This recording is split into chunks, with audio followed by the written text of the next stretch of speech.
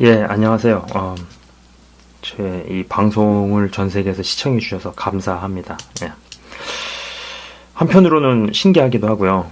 예, 일단 반응들을 보내주시고 또 이렇게 연락해 주시는 이런 분들 보면서 신기하기도 하고요. 한편으로는 또 어떤 책임감도 느끼고요. 예.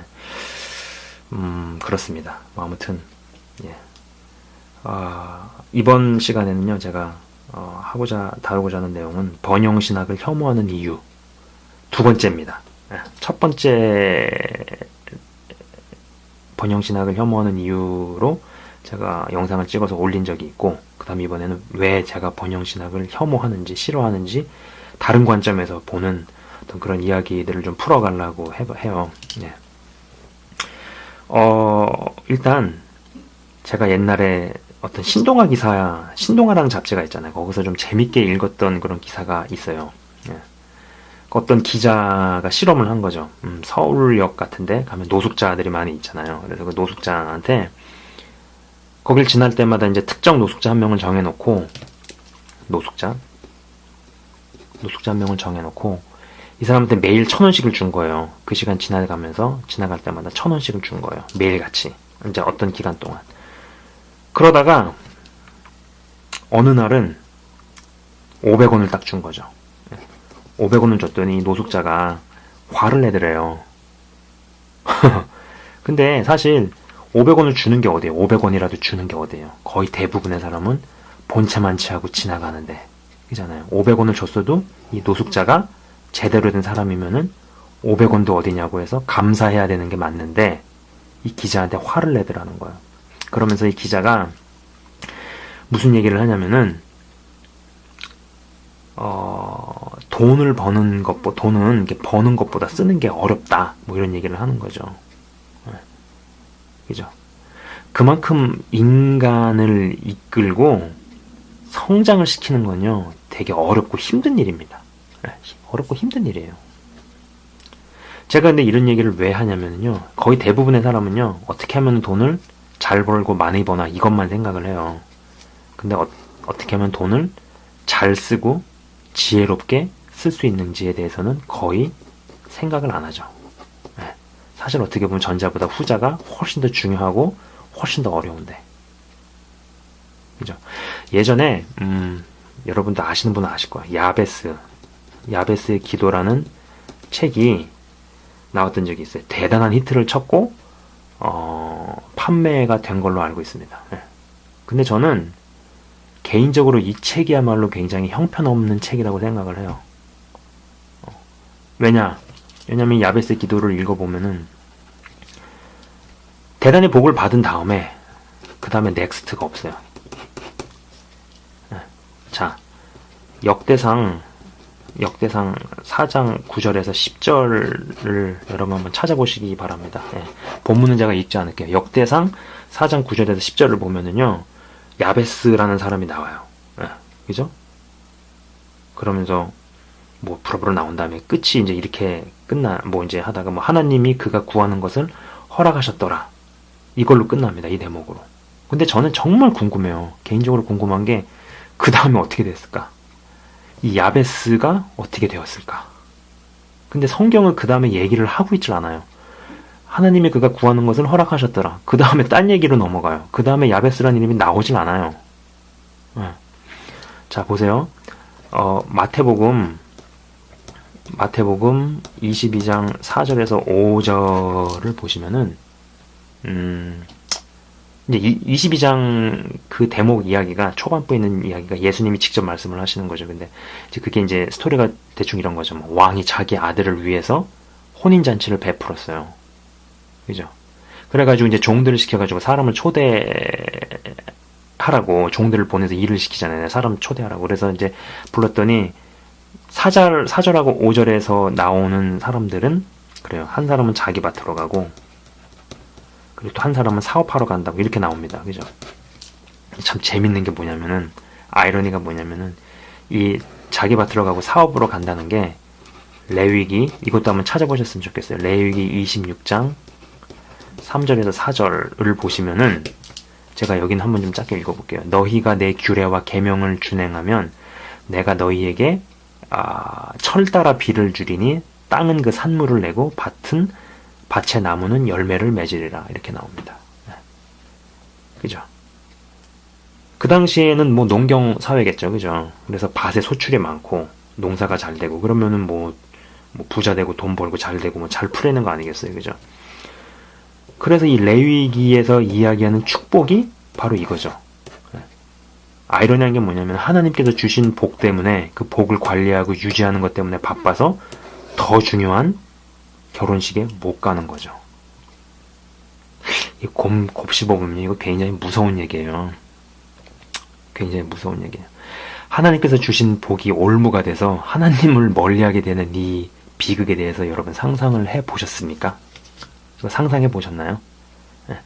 당신이 문제가 해결이 되고 여러분의 문제가 이제 해결이 되고 뭐 어떤 종류든 뭐 문제 크고 작은 어떤 문제거리 고민거리들이 있으실 거 아니에요. 그죠? 근데 문제가 해결이 되고 뭐 복을 받고 그 뒤에 해결된 문제, 해결된 상태와 회복된 건강과 받은 부유함으로 무엇을 어떻게 할 것인가에 대해서 진지하게 생각을 해보셨느냐 이거죠. 단순히 어디 가서 뭐 헌금 많이 하는 걸로 돕겠다? 그게 맞는 말일까요?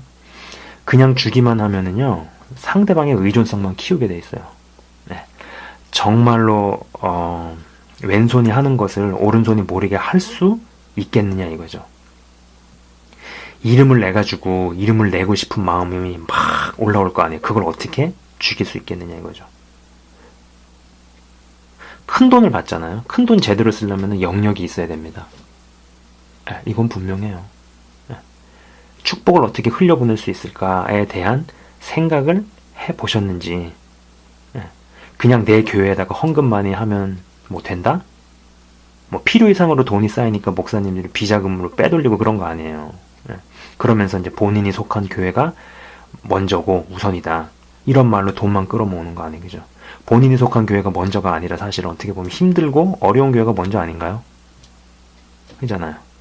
누가 그러대요. 뭐 개교회, 본교회, 지교회 이런 거 누가 만들었는지 모르겠어요. 그런 거 없어요.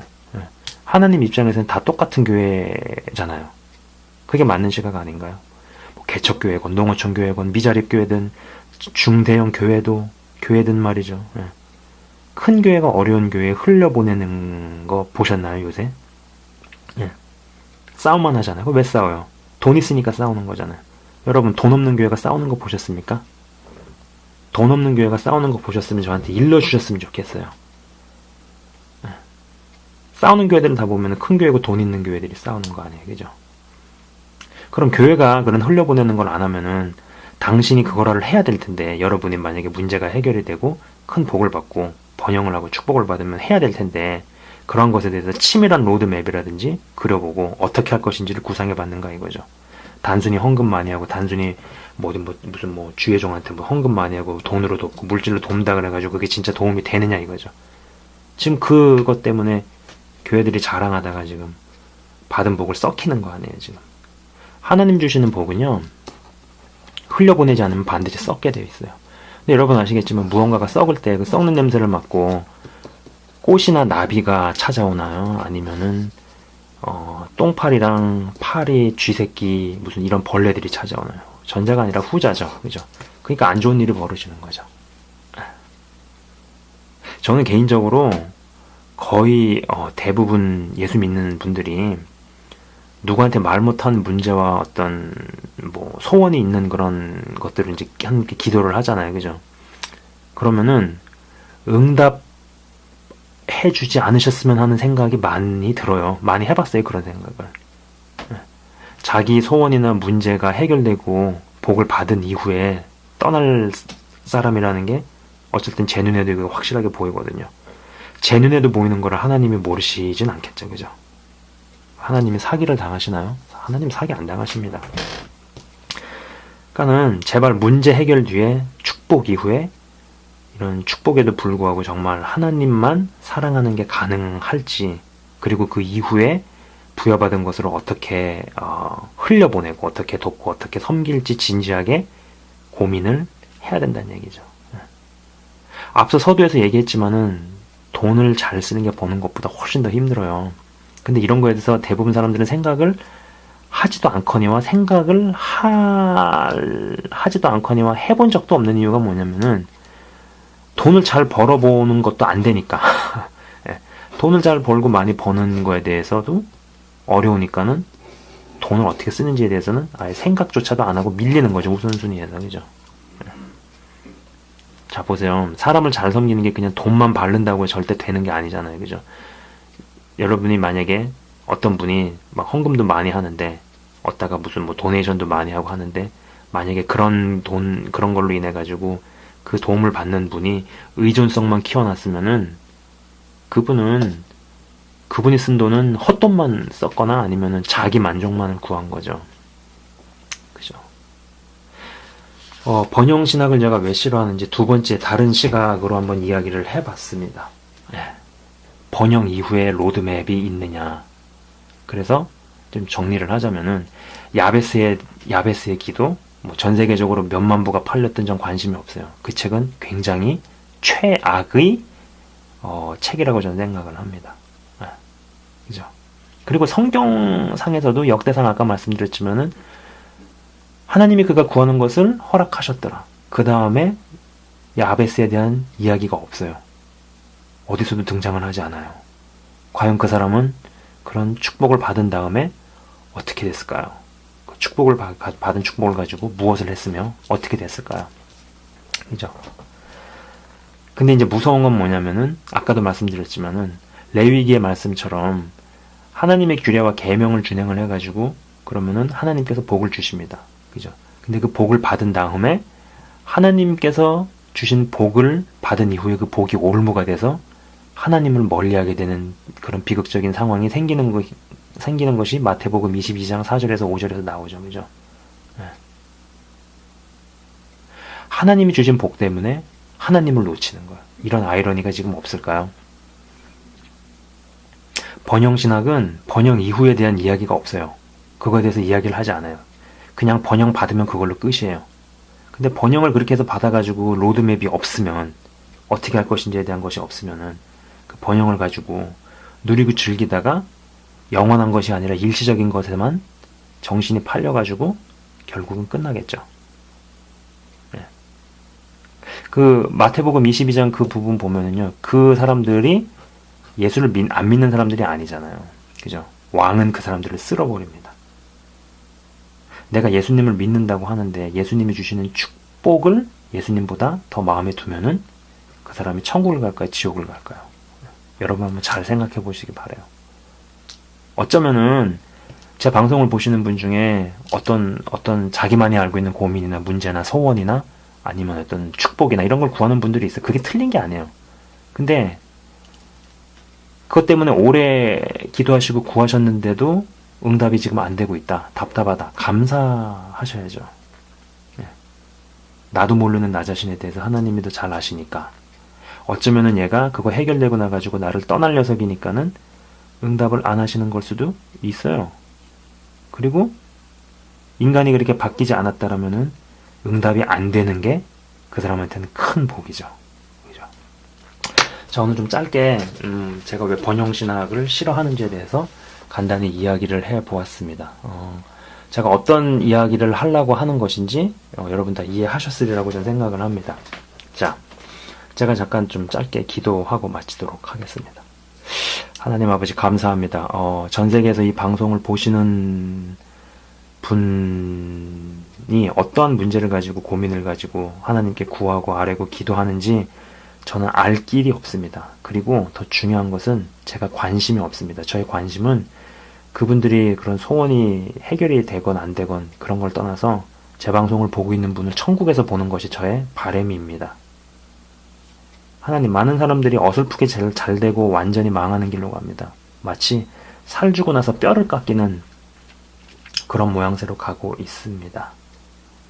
이 중에 문제 해결과 번영을 위해서 기도하는 분이 있습니까? 주님, 그 전에 먼저 사람을 바꿔주시고 개조해 주시기 바랍니다. 그래서 그분이 온전히 하나님만 바라보고 천국 백성이 확실하고 그리고 그 이후에 어떤 것에 의해서도 흔들리지 않을 사람으로 만들어진 것이 분명하다면 주님, 그런 사람은 번영해야 됩니다. 복을 받아야 되고요. 하는 것마다 잘 돼야 됩니다. 그래서 그걸 가지고 축복을 흘려보내고 정말 필요한 곳에 자기의 받은 것들을 흘려보낼 수 있는 사람으로 되어야 됩니다. 그러나 그것이 아닌 경우라면은